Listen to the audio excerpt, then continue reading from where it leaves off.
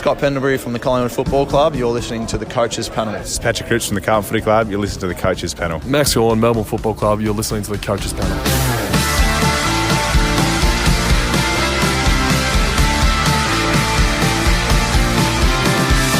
Friends, you are getting close to single digits. We are one away from my top 10 players of the 50 most relevant for 2025. And on this episode, we're talking about Tom Green. It is the closest to Josh Kelly we're going to get on this year's 50 most relevant. He had a knockout start to 2024, a little bit of a challenging middle patch, and stormed home in 2024. But what does this coming season deliver for us? And just how relevant could he be for us in 2025? We're going to talk about that and more on today's episode of the 50 Most Relevant. Joining me is a man that I'm about to put him on double duty, just so he knows you're coming back again tomorrow, mate. The message has been sent out loud and clear. Tom Green is who we're talking about today. And there is a world where this could be one of the best fantasy midfielders in the game if one or two things go his way. I mean, he's a fantastic scorer for a guy who's, only 22, 23 years old, 24 years old. Anyways, doesn't matter. He's still a fantastic scorer, and he should be the one that has the keys to that GWS midfield. And like you said, it only needs a couple of things to go his way, and I'm very keen to discuss those things with you. As you should be. A seasonal average of 99 in AFL Fantasy last year means for that format and Dream Team, he is just over the $1 million mark. Not by much, but he does sneak into the seven-digit territory. And a 106.6 last year in SuperCoach. Not as big as some might have thought, and not as bad as other might have thought, but a $574,200 price point. 159 was his highest SuperCoach score last year. While it's a little bit skinny of what his career high best, it's a 164 against the Swans. He did that back in 2022. While in AFL Fantasy and Dream Team, his season high score last year was a 145 against North Melbourne. The year prior is a career high score of 170 against the Western Bulldogs. Mini, for a long time now, while he's only been on an AFL list for a handful of years and been fantasy relevant for the last couple, I think it's felt like a really long time that Tom Green has not just sat in the relevancy space, but we've just been so familiar with what he is. A contested beast that if there is a 50-50 ball to be won, you're betting on him to be able to do that. Alongside this strong contested capacity that he's got, he's developed this endurance about him now and this work rate about him now that he gets from multiple contests. He gets himself involved in uncontested ball.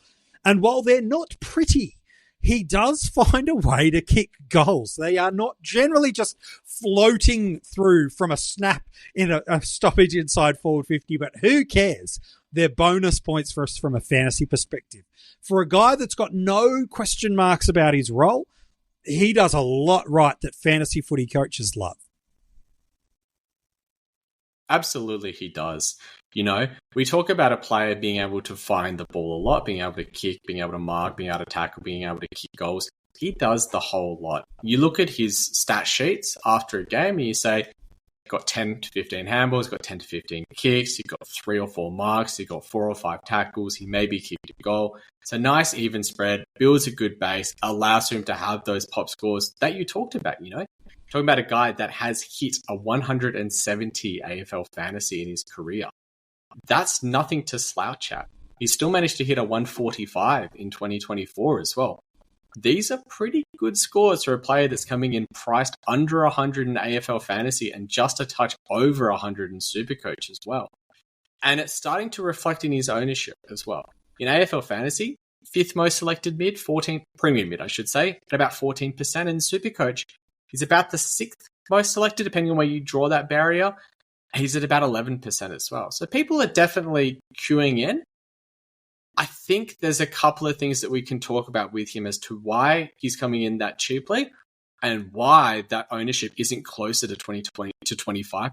Because if you look at his 2023 seasons in AFL Fantasy and SuperCoach, you're talking about a guy who's done 111 SuperCoach and is coming in priced at 106, and a guy who's done 111 AFL Fantasy and is coming in priced just that touch under 100. So, where do you want to start?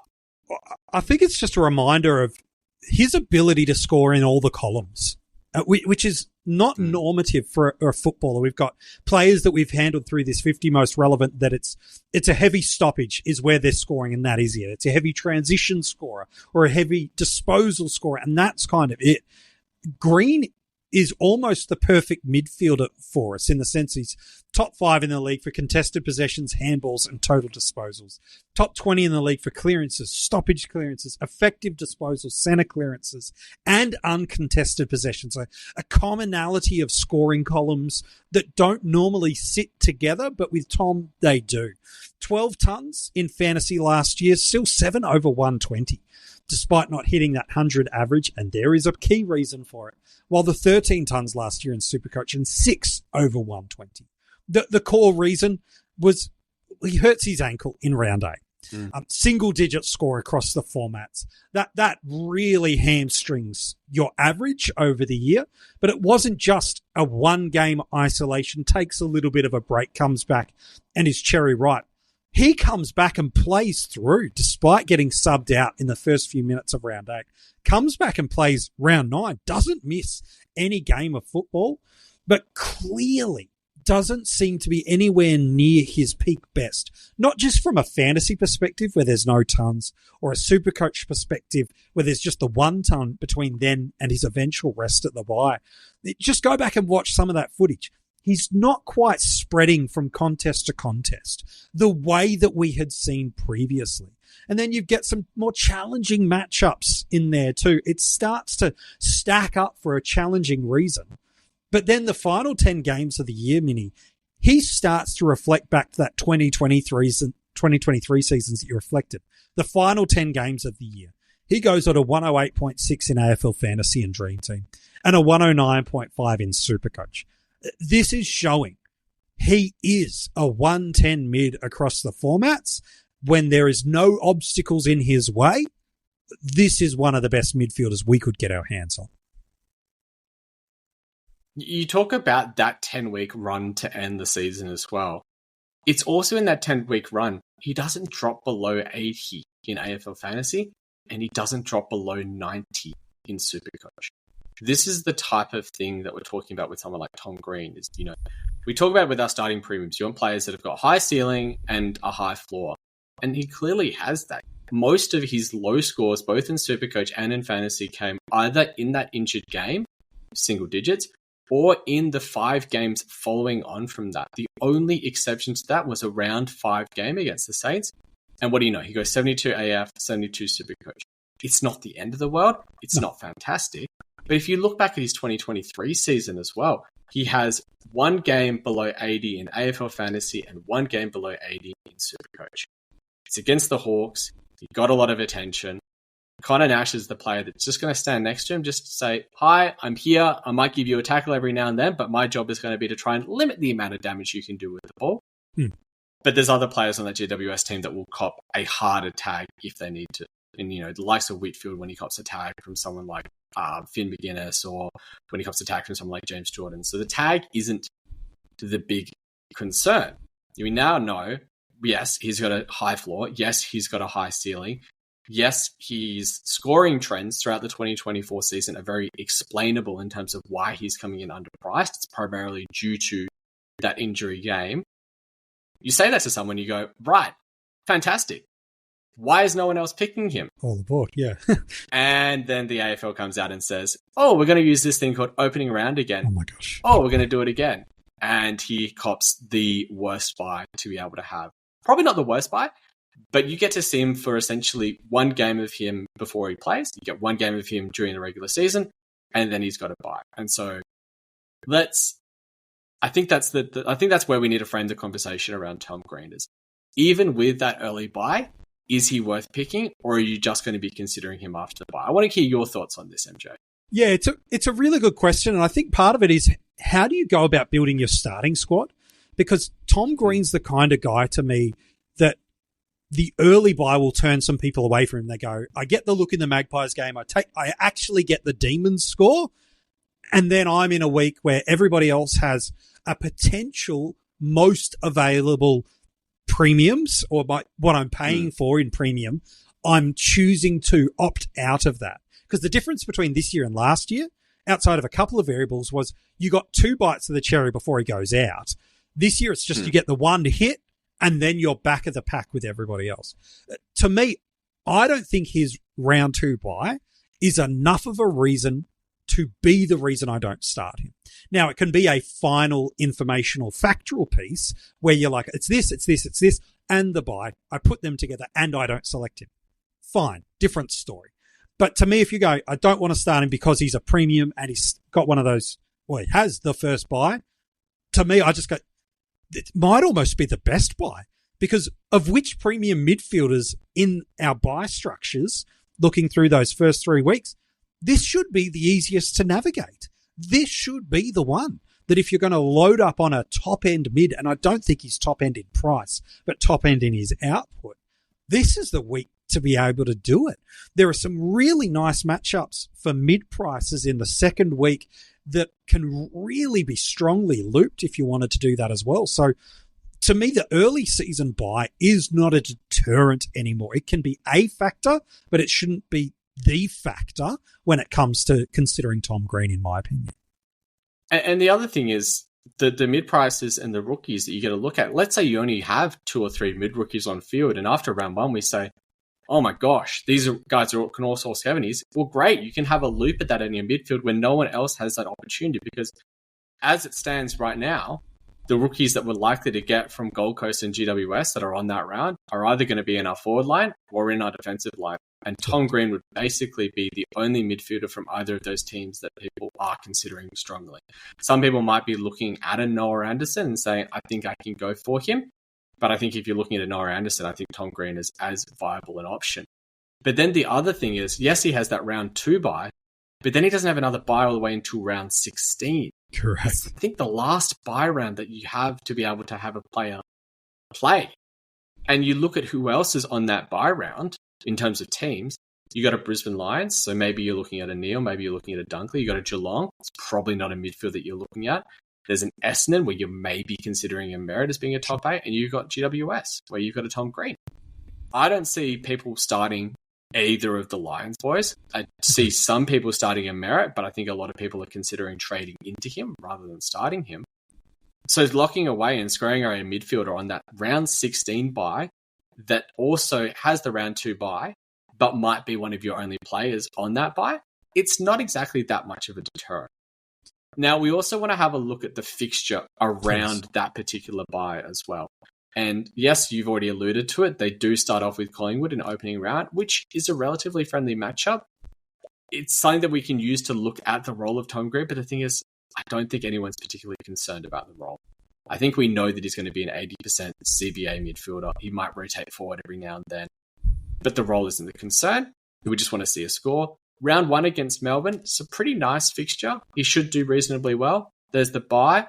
Then there's the round 3 game against Hawthorn. And this is the one where people are probably scratching their heads a little bit thinking, do I really want to own him for that when Nash is going to stand next to him? Who knows? Who knows? He could come out with an 80. He could have come out with 110. It's down at Pig Park. He could find a way to get absolutely off the chain. We've seen players be able to do that.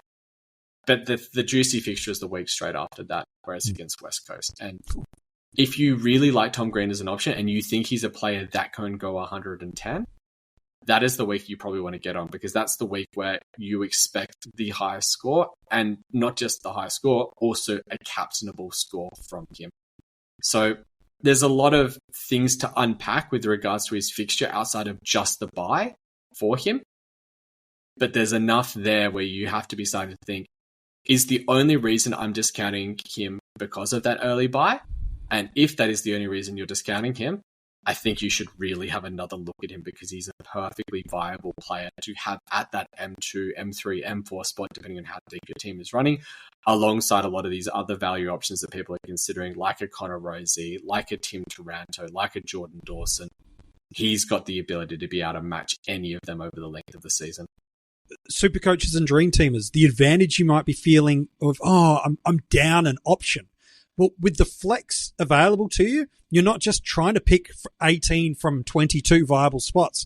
It's 18 from 23. If you're running a deeper mid-price run, potentially through your midfield, let alone forward or defensive lines, really all you're doing is enabling yourself to pick up that extra rookie score that could pop for us. We've talked about with Dylan Alexander on the channel before, and many have made comments in the media landscape before it. This could be one of the greatest crop of midfield draftees we've seen.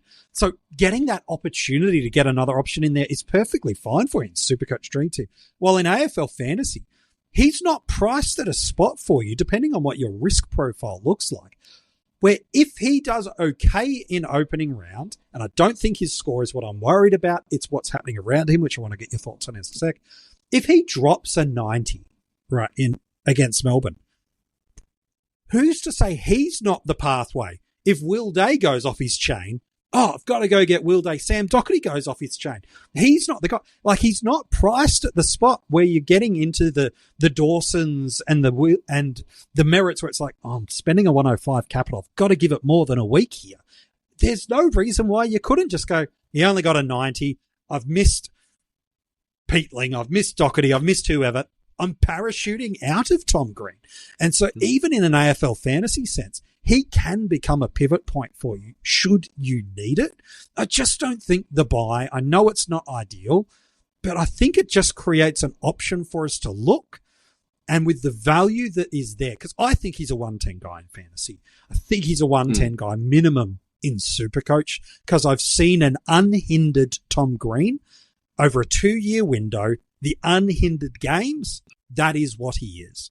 And to get 10 points per game of value in fantasy and 5 points minimum in Supercoach, I'm keen. But we've talked about the buy. We've talked about navigating it. This GWS midfield is different to what it's looked like over previous eras. Cornelio and Kelly are still perfectly good footballers, but they're not going to be at the peak of their powers. I don't think the departure of Perryman and Cumming do anything other than impact rotations to that side a little bit. But I want to ask you, there's this perception that GWS have a thin midfield. I think Green is the unequivocal, unquestionable move. He's staying there and everything is built around him. But then there's like 5 or 6 names that could all sit through there. There's Cornelio. You do have Kelly. Yes, I got him twice in one podcast. Yeah, me. Bedford played a tagging role. Callahan, they've talked about and shown they do want him more on the inside, not on the outside.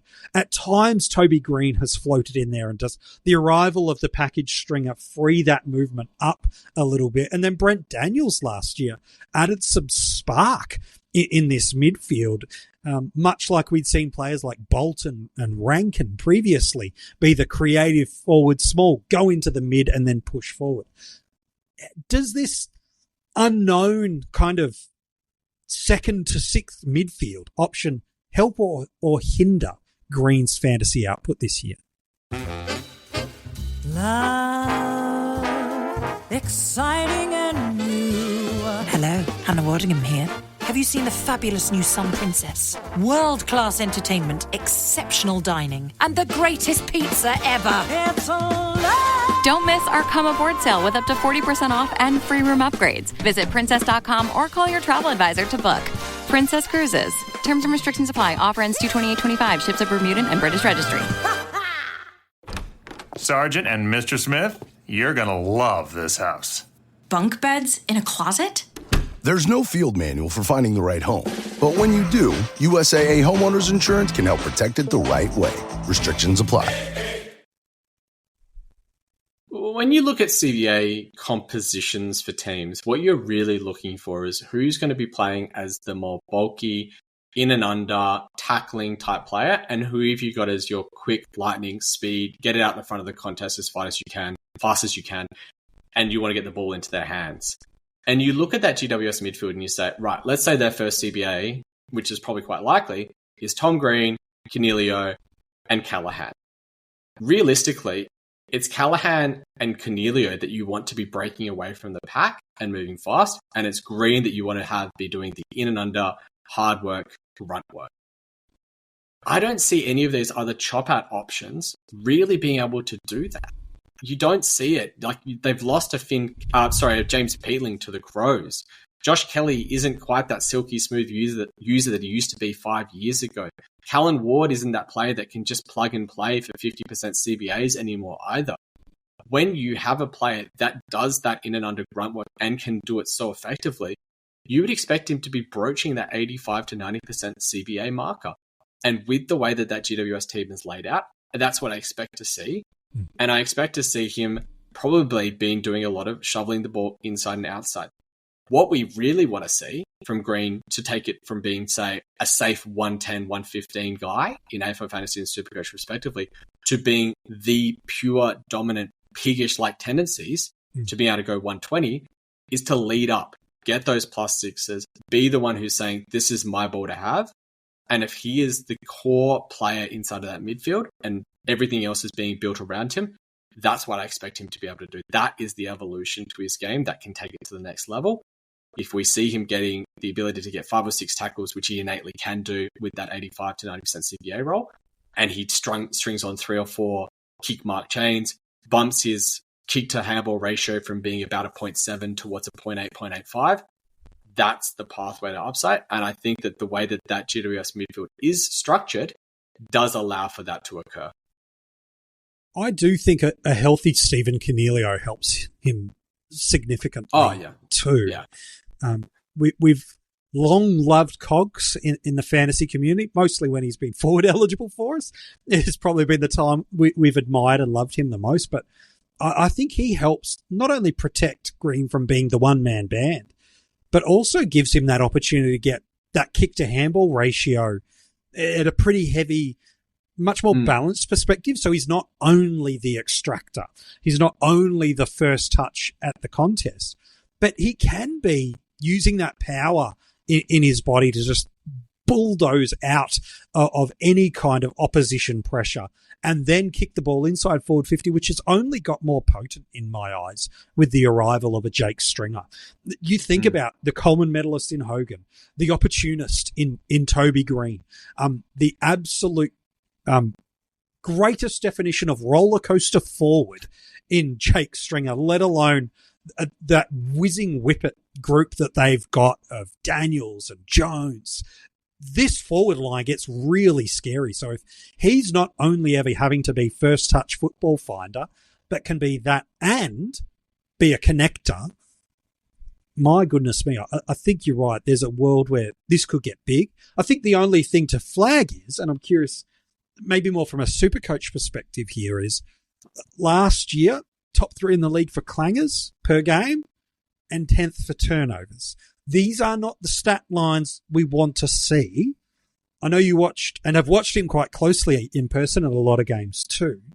It is his way of burning the ball, for sake of a better phrase. It's probably unfair on him, but is that because he's a poor user of the ball, or is he trying to bite off a lot in the game and the variables around how his teammates are working or what he's doing is just a little too cute and too much? Is it one of those particular things or a combination of both?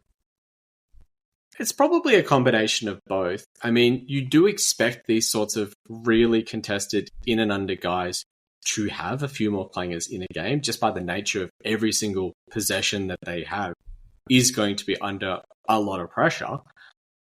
He is saying that he can definitely tidy up. He has had stretches where he goes on low clanger games, like at the start of the season last year, 1-4-3-4-4. That's pretty good for someone who's playing that sort of inside under role.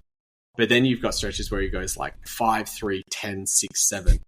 Like that's, 7 a game roughly clangers. That's really going to hamper your score. If he can tidy it up, that might be the difference from him being a 115 type SuperCoach guy to being in that uber elite territory along the likes of Bontempelli and Butters, who just don't clanger the ball quite as much as what he does. And if we start to see those sorts of things, that's definitely a lights on, off we go here, let's jump aboard. I don't know whether it'll change this year. He still has a few years until he hits that magical, mythical 27-year-old inside midfielder being the absolute top of their prime. You look at players like Jordan Dawson, Marcus Bontempelli, Rory Laird, Tuke Miller. At that 27-year-old age is when they tend to have their absolute spike year. With someone like Tom Green, who's been playing inside midfield since day one, that could come sooner. And maybe cleaning up that disposals is what actually does lead to that ability to be the best midfielder technically in the game in SuperCoach. Like, there is a world where he is the highest scoring midfielder in AFL Fantasy and SuperCoach in 2025. And that is a scary prospect to go against when you're saying, I don't want to pick this guy just because he has that round 2 bye. Absolutely. How do we protect that round 2 bye, practically speaking? Because I think that's the hindrance for people. I know we did talk about it, but I want to come back to it. That's the hindrance in picking him, especially in AFL Fantasy, where we just go, even if he maintains some poor efficiency and use perspectives. And again, it's more because of where he's winning the ball, not he's a butcher. It's he's winning it in highly contested situations and bringing the ball forward for his team. So it's not about a poor user. It's he's getting rid of the ball under a lot of pressure. How do we structure our side to protect this? Is there anything about rolling with extra mid prices? Is it how we balance our buy structures? Is there any one or two things you could see that coaches that want to start him but are worried that potentially their second or third most expensive mid is missing in week 2 in correctional trade week, they're already fixing and now they're absent something? Is there any encouragements or this is how you could protect that selection that you can see? I'd advise coaches not just to look at the downside and say, he's missing round 2, I don't get his score. There are upsides to these sorts of things. If we don't have many rookies that come from GWS or Gold Coast, he might be the only player in your squad of 30 that isn't playing that week and might be the only way you can actually have a look at a loophole on your VCC. Other things to consider are the fact that he can allow you to run a deeper midfield and say, you know what? I'm going to just run 1 or 2 rookies on field. I'm going to park him at M1, M2, M3. And I'm going to have a week where I say, all right, I'm just fielding these 2 rookies for round 1. And then at round 2, you say, I get to look at 2 out of my best 3 midfield rookies. That's not a bad thing to be able to look at. We're talking about the likes of Ashcroft, Foz, Layla, Smiley, Jagger, all being viable options on any given week to start in your midfield. If you can have a crack at that, and let's say one of them pops to 70 and Tom Green, you project it going 110 for the year, it's only a 40-point drop-off. And you might get that back if you actually need the captaincy. Let's say we've got a playing R3, like a Harry Boyd, like an Archer Reed. That's upside actually just inherent in the fact, outside of what Tom Green is doing himself, but what he provides to your structure. So you've always got to be able to not just focus on what the negatives are. I mean, it's quite the reverse of what we do at this time of the preseason, where we're only looking for upside. And Tom Green is definitely someone with a player with upside just built into his price if we project it over the whole season. But you've also got to look at what are the advantages in starting him for my squad actually coming into round 2. And those are a couple of things that kind of do point him to being an option to start at least. You get the extra look at a Sid Draper potentially, who's got that Essendon matchup as one of the first games on Saturday. I think Sid Draper's a Caleb Sarong clone. And so does that become the game that it really pours out for him? There is one game that really catches my eye on the Sunday afternoon of North Melbourne and Melbourne, where an O'Sullivan, a Langford, a Lindsay. Yes. I thought you were going to talk about the game just before that. I'm getting to You've that. You've got Brisbane Lions versus West Coast. You're talking about a Levi Ashcroft as well. Correct, and I am. So there is like 6 or 7 rookies that feasibly we normally wouldn't get a look at. Well, they're here all of a sudden. And so I think he's so highly relevant this year because he's got a narrative for why he's at the price point that he is. And I just don't see, barring injury, him going under 110 in fantasy this year. I know the overall scoring trend of fantasy is going down. I know the overall numbers we're seeing in a pure data sense in fantasy is going down. But I think when you look over the last 2 years, you look at who he is, how he plays, the way under Kingsley the ball moves, and what is sitting around this midfield and how it is now Green's midfield that it's built around, not Kelly Cornelio as the stars. They are now supplementary to Green. I just don't see in AFL Fantasy how he's not 110.